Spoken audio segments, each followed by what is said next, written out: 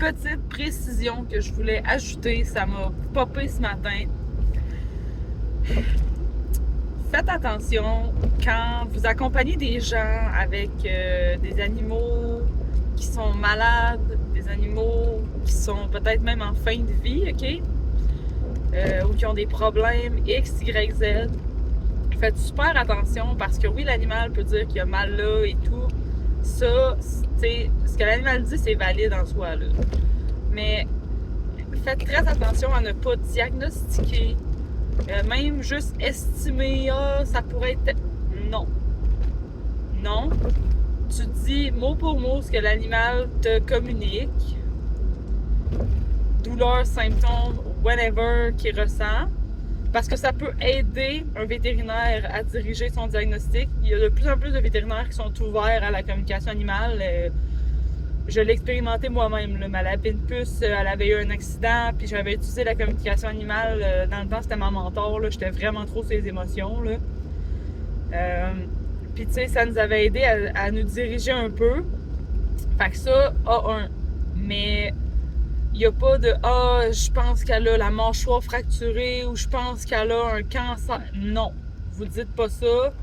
C'est pas votre job de le faire. Surtout mes gens du Québec, parce que l'Ordre des médecins vétérinaires sont hyper sévères avec les gens qui émettent XY bébé diagnostic ou qui disent « Ah, je pense que tu devrais faire tel traitement ». Non, non, non, non, non. Tu te dis, OK, l'animal a mal à une hanche, il a mal, tu sais, j'ai une douleur dans les intestins, c'est comme ci, puis ça. Puis après ça, tu sais, parle-en à ton vet. Parle-en à ton vet, investigue. Mais allez pas diagnostiquer, jamais. Puis je sais que c'est de bonne foi, là, quand les gens font, hey, tu sais, j'ai l'impression que ça pourrait être l'affaire. Non. On n'a pas tout ce qu'il faut pour diagnostiquer un animal dans une maladie. Même, tu sais, moi, il y a déjà le frère d'une de mes amies qui était comme, on dirait que je sens comme s'il y avait une bactérie, tu sais, qui m'affectait. Parce que oui, ils peuvent se sentir, tu sais, X, Y, Z comme nous, tu sais, des fois, là, tu te sens malade, puis t'es comme, on dirait que je vais me courir une grippe, mais tu sais, eux autres aussi, des fois, ils peuvent avoir des feelings de même. Tu sais, tu dis, l'animal me dit qu'il se sent comme s'il y avait telle affaire. Mais pas, hey, il doit avoir une bactérie. Faites, no. No. Je mets vraiment l'emphase là-dessus parce qu'ils sont hyper sévères. Puis les poursuites sont faciles à ce niveau-là. Puis c'est pas de vous faire peur de travailler avec des animaux qui sont malades. Au contraire, c'est juste utiliser les bons mots. Allez pas trop loin. Puis la ligne est fine, tu sais, parce que moi, mettons, j'ai déjà dit à quelqu'un, tu sais, j'ai déjà vu ces symptômes-là, tu sais, parce que la personne était comme, hey, tu penses c'est quoi? Puis j'étais comme, je suis pas vétérinaire, fait que ça, dites-le dès le départ. Je suis pas vétérinaire, je peux pas donner de diagnostic. Ben, mettons, moi, j'ai déjà vu un animal qui a des symptômes similaires, puis c'était ça. Mais je peux pas dire que ton animal, c'est ça. Fait que tant que vous assumez pas d'une façon XYZ que l'animal peut avoir une XYZ maladie ou condition, ou, tu sais, me prescrivez pas, hey, faites tel traitement. Tant, admettons, tu peux dire, moi, tu sais, mon animal a déjà vu, mettons, une acupunctrice, puis ça lui avait vraiment fait du bien quand il avait mal dans le bas du dos, là. Mais c'est vraiment phraser tout en fonction de, faut pas qu'on puisse soupçonner un seul instant que vous avez suggéré un traitement ou que vous avez poussé comme plus sur un, hey, tu sais, faites de la queue, c'est sûr ça va l'aider, mais genre, je sais que c'est mélangeant, là, mais trempez-vous le moins possible dans ce que les vétérinaires peuvent aller. Encore une fois, référez toujours les gens à un vet. Moi, c'est ça que je fais. Quand il y a des symptômes, là, pis tout, pis que, l'animal n'a pas l'air de filer, je suis comme, je peux dire que si, ça, mais dans le fond, comme symptôme. Il décrit tel symptôme, mais va voir un vet. Je peux pas être celle qui va diagnostiquer pour toi. On n'est pas des machines de radio. Puis l'animal, là, admettons, là, lui, il file pas. Il sent qu'il file pas, mais c'est pas vrai là, qu'il va le savoir. Là, même si l'âme est même si l'âme, c'est considéré comme notre higher, c'est plus haut, c'est haut dans les vibrations, puis tout. Pis l'âme, c'est énormément de choses, mais je sais pas là, qu'il y a peut-être un cancer, là, t'sais. Lui, c'est pas ça là, qu'il sait. Là.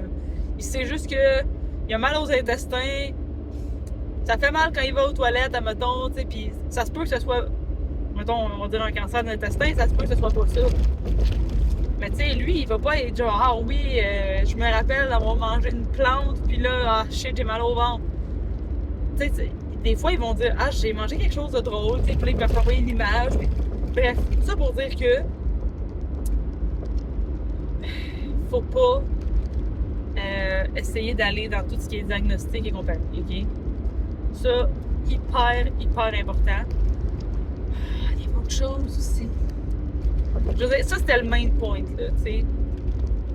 Puis aussi, tu sais, admettons, si vous sentez que... Allez pas essayer de donner des réponses que le maître veut avoir, mais que vous savez vraiment pas. Encore là, admettons, tu sais, le chien a des problèmes de comportement. Oui, tu sais, l'âme, on communique avec elle, il nous explique, tu sais, un peu, OK, tu sais, pourquoi qu'il fait ci, ça. Qu'est-ce qui déclenche, admettons, quand que le chien se met à faire une crise puis qu'il jappe. OK, on sait ce qui déclenche, mais admettons que t'es pas comportementaliste canin, tu peux pas arriver puis commencer, tu sais, tu peux demander au chien, est-ce qu'il y a des choses qui peuvent l'aider dans sa crise ou pour prévenir un peu la crise. Mais vous êtes quand... ça remplace pas le travail d'un comportementaliste canin, encore une fois. Tu sais, si le chien a de la misère à gérer ses émotions, référez-les. Moi, je serais comme, ben, tu sais, je suis pas comportementaliste canin, mais avec ce qu'il me dit, avec ce que je perçois de la situation, je pense qu'un comportementaliste canin pourrait venir t'aider parce qu'il faut pas oublier que l'âme, elle a, tu sais, c'est notre essence, elle a sa propre existence avec nous, tu sais, sur cette expérience-là terrestre qu'on a. Mais faut pas oublier justement que dans le 3D, ça se passe quand même différemment. Tu sais, un chien, c'est un chien, là. Fait que... Puis un chat, c'est un chat, puis etc. Fait que, tu sais, faut pas non plus... tu sais, faut travailler de pair avec ces professionnels-là, justement. Puis ça peut être un éducateur canin, ça peut être, tu sais, plein d'autres exemples. Même les chats, des éducateurs. Fait que, tu sais, quand il y a des problèmes de comportement, ce n'est pas que par la communication animale. Ça, je le dis, je le répète, c'est pas magique, là, la communication animale, OK? Dans tout, ça fait vraiment des beaux résultats, des fois, là. J'en ai vu des affaires, puis c'est vraiment wow!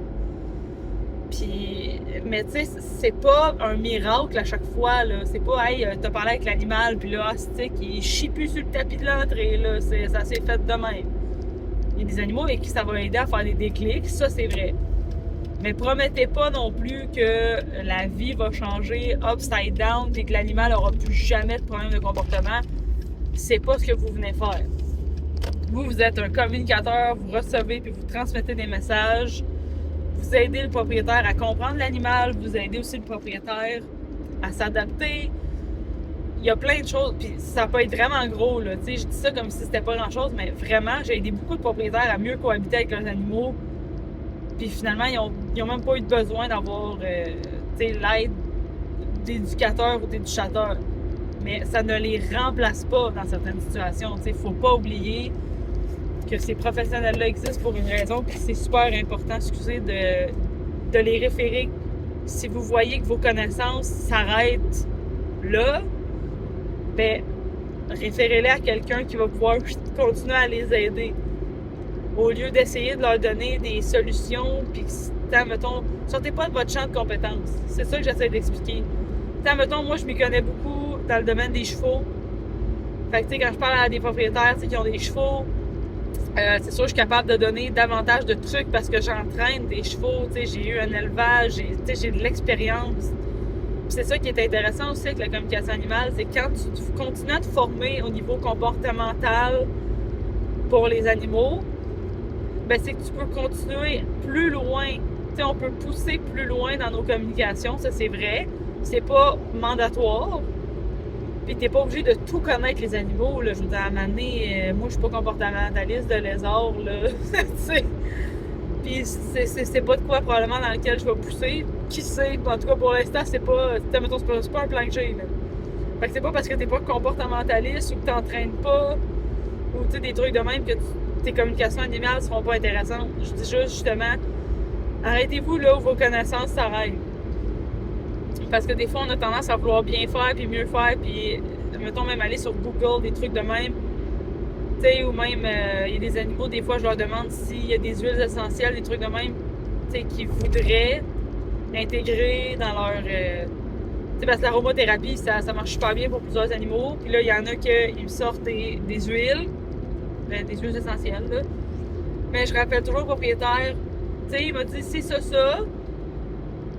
Mais tu sais, je suis comme, mais valide avec ton vet. Valide avec ton vétérinaire ou valide avec une herboriste animale.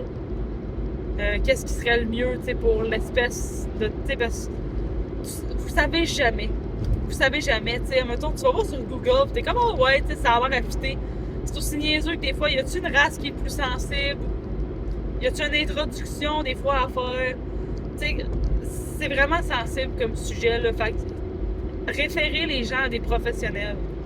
C'est vraiment ça, en fait, que je vous explique depuis, genre, 10 minutes.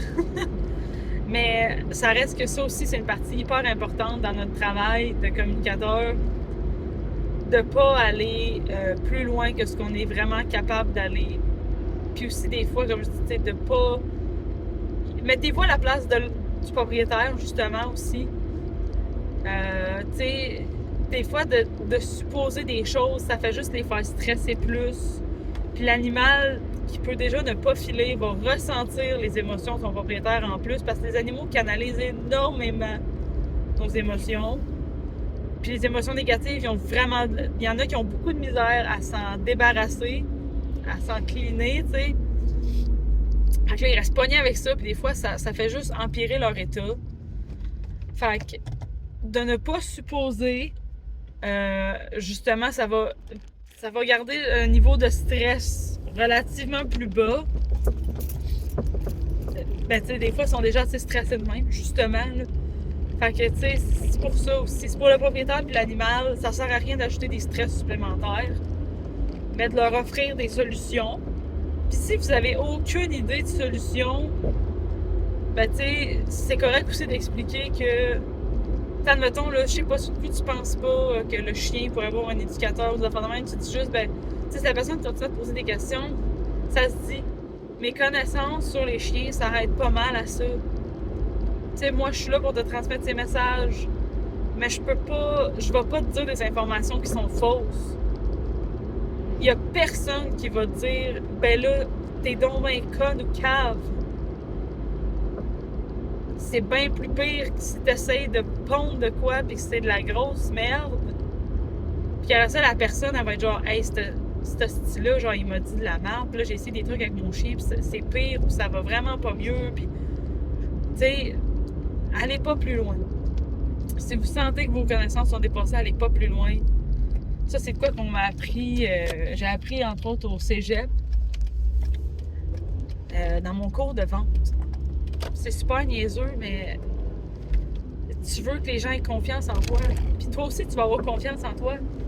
Donner des fausses informations, puis après ça, se faire ramasser, ça touche ta confiance parce que t'es comme, ah, fuck, j'aurais pensé que ça aurait pu être ça. Puis... Fait que, allez pas plus loin quand vous sentez que vous êtes dépassé.